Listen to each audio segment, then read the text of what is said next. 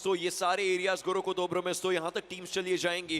अगर आप नीचे बोलनुमा के एरिया पे जहाँ चाहे दिक्कत हो सकती है, बट रेकनिंग ये एक अलग फाइट है, रेकनिंग वर्सेस मेडल, और साथ में K9 भी तैयार है। देखना ये है कि वेपन किसके पास है। मेडल के पास अभी भी वो मैन एडवांटेज रहेगा। 2 फिनिशेस वो निकाल चुके हैं। K9 उनके लिए बहुत ज्यादा महत्वपूर्ण ये मुकाबला, लेकिन मुश्किलें उनकी बढ़ेंगी। ओमेगा को भी फिनिश ऑफ किया जाएगा। निंजा बॉय वो डाउन है। स्लग उन्होंने ग्रेविटी को फिनिश जरूर किया, बट प्रिंस उनके कंधे पे बड़ा भार। Slug he is the last man standing. एक 1v3 की सिचुएशन, ही टेक्स वन डाउन। ये एक इंपॉर्टेंट मुकाबला उनके लिए भी, लेकिन देखना ये कि क्या वो क्लच को कंप्लीट कर सकते हैं। ना हेलमेट उनके पास है, ना ही वेस्ट। एक और खिलाड़ी, अंजाम वही। Slug he is simply unstoppable right now. Slug full stops लगाता हुआ ये खिलाड़ी, एक और खिलाड़ी को खत्म किया। अब अपने शॉटगन को रीलोड करने पर आ चुके हैं।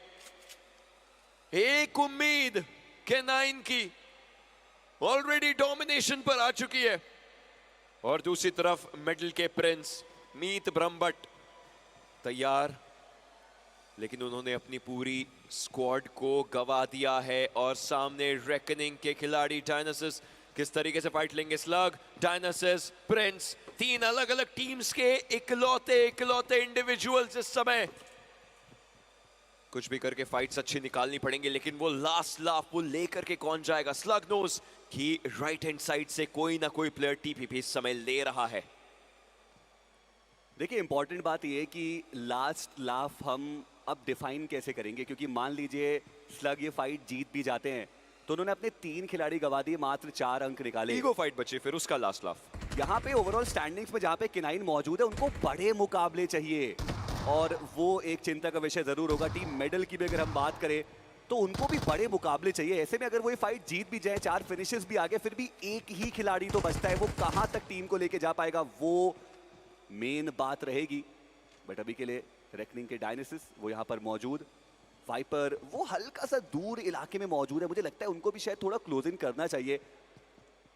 1v2 की वो स्थिति बन सकती है, पर दूसरी तरफ ओरंगुटन के IGL आरू उनको फिनिश ऑफ किया जाएगा। ओरंगुटन ने भी एक अर्ली कैजुअलिटी ले लिया। इस सबके बीच में वो सर्कल जो बनना था वो विला को अपना सेंटर मान करके बन चुका है। विला एक बहुत इंपॉर्टेंट एरिया इस पूरे मैप में।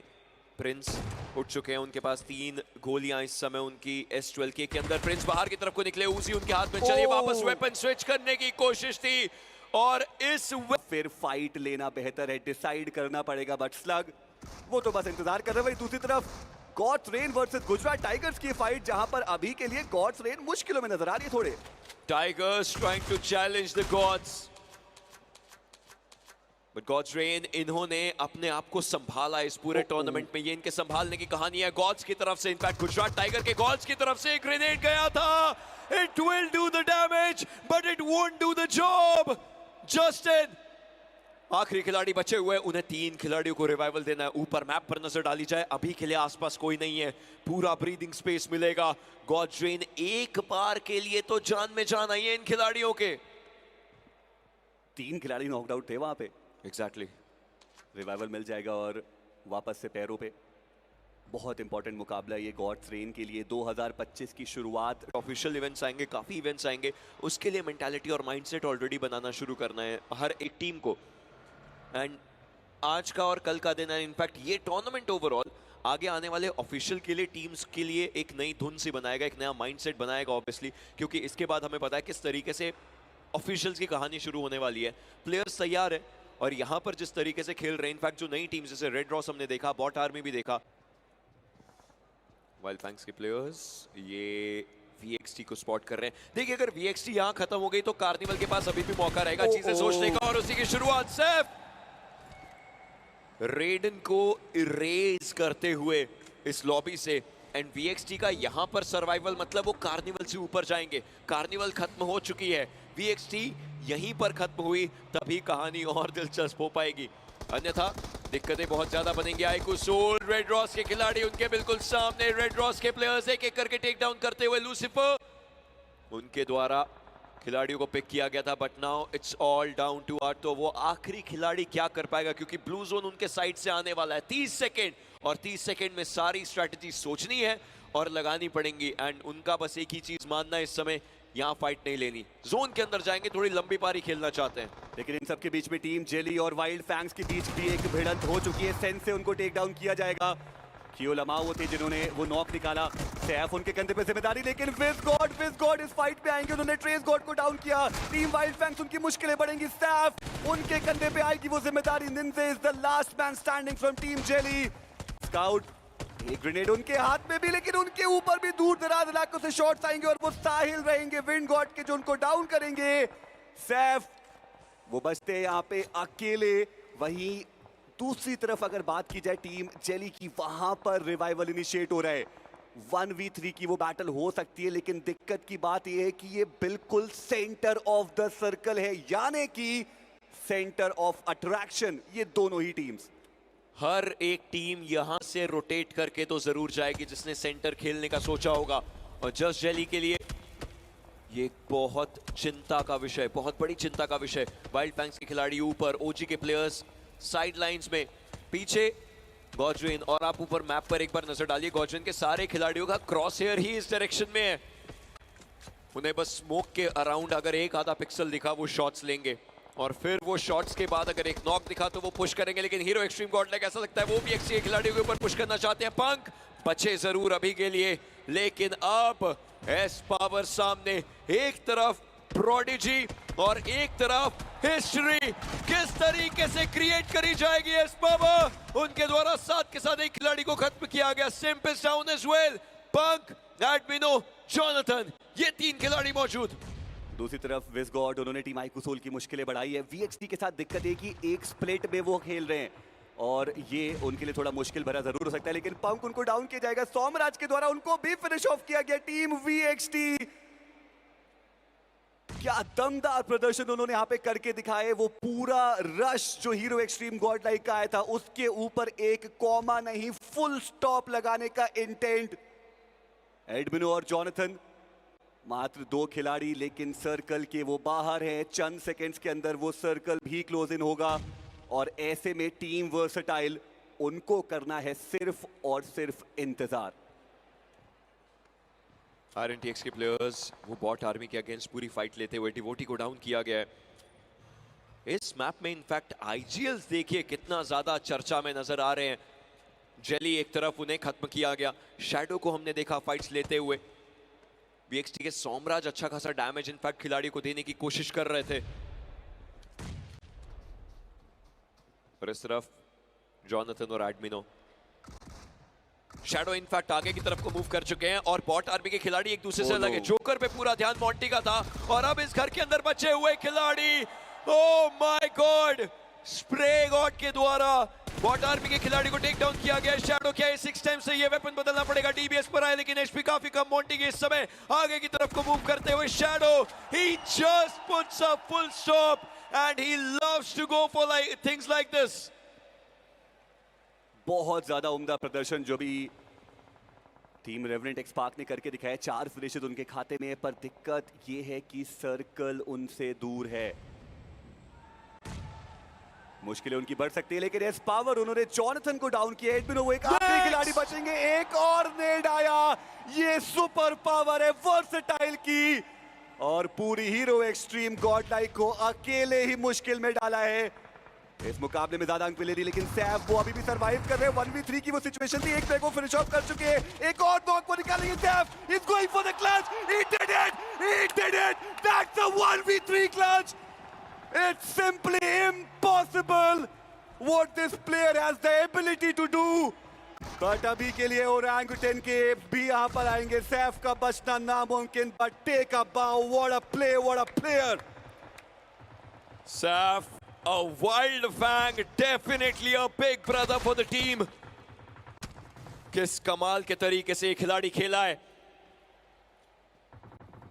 रेवेनेंट एक्सपार्क के 2 प्लेयर्स इस समय के लिए बचे हुए। थ्रोएबल्स इनफैक्ट अंदर करने की उनकी पूरी कोशिश यहां पर। 4 फिनिशेस इस टीम के पास। आतंकी को टेक डाउन किया जा चुका है। ओरंगुटन अभी भी इस पूरी फाइट को अपने हिस्से में रखने की कोशिश उनके द्वारा करी जा रही है। ओरंगुटन कल के दिन तक एक अच्छा मोमेंटम था, फिर वो मोमेंटम स्लिप डाउन हुआ। AKOP कोशिश करते हुए फाइट लेने की, but what was that? Spray God, उनके पास तो HP भी नहीं थी, लेकिन देखते ही देखते उन्होंने एक खिलाड़ी को टेक डाउन किया है। सारा भार विज गॉड के कंधों पर आकर के बैठ चुका है, लेकिन ये खिलाड़ी कितनी डायरेक्शन से फाइट ले पाएगा? रिवाइवल का भी क्या यहां मौका बनेगा? जी नहीं, स्प्रे गॉड को किया है खत्म और विज गॉड के पास आया फिनिश नंबर 5। सर्कल का एक और शिफ्ट और इस बार भी VXT के खाते में ये सर्कल।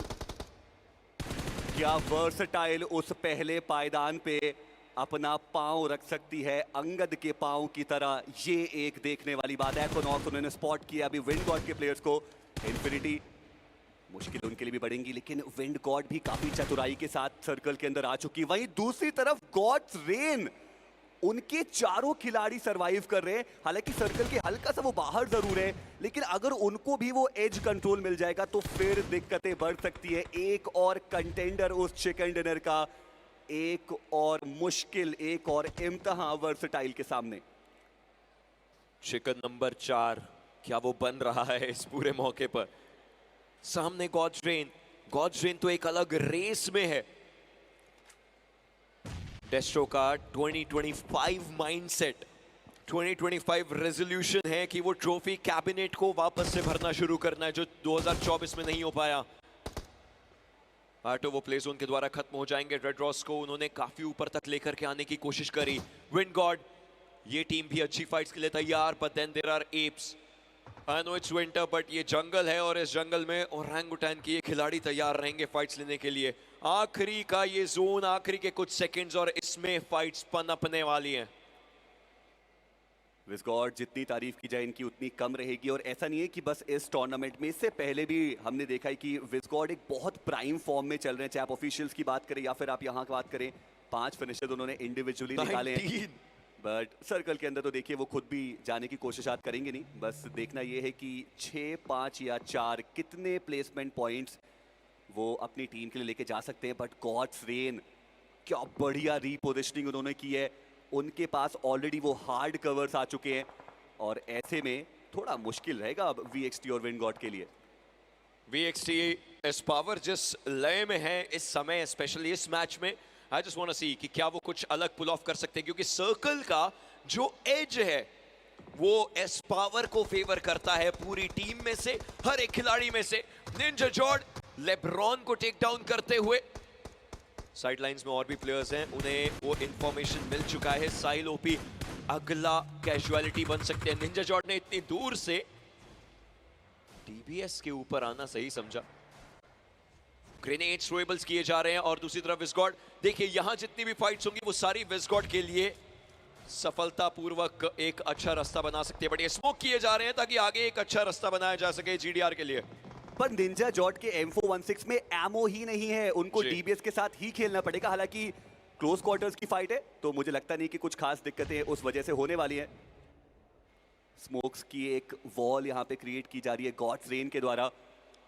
टीम वर्सटाइल वो भी धीरे धीरे आगे बढ़ रहे हैं, पर विंड गॉड उनके पास कुछ खास मौका है नहीं। जस्टिन का वो स्प्रे, साहिल डाउन और अब मात्र एक खिलाड़ी बचेंगे, लेकिन ओपनिंग क्रिएट की है। एक बार फिर से IGL आगे आएंगे। डेस्ट्रो को डाउन किया गया। सोमराज, देखना इंपॉर्टेंट है कि क्या यहां पर भी वो अपना साम्राज्य स्थापित कर सकते हैं। ग्रेनेड की बौछार जस्टिन के ऊपर, स्मोक एकमात्र अब ऑप्शन जो उनको सेफ रख सकता है। डेस्ट्रो का फिनिश सिक्योर की जगह पावर उनको डाउन की जगह, बट जस्टिन वो भी टेक डाउन किए जाएंगे।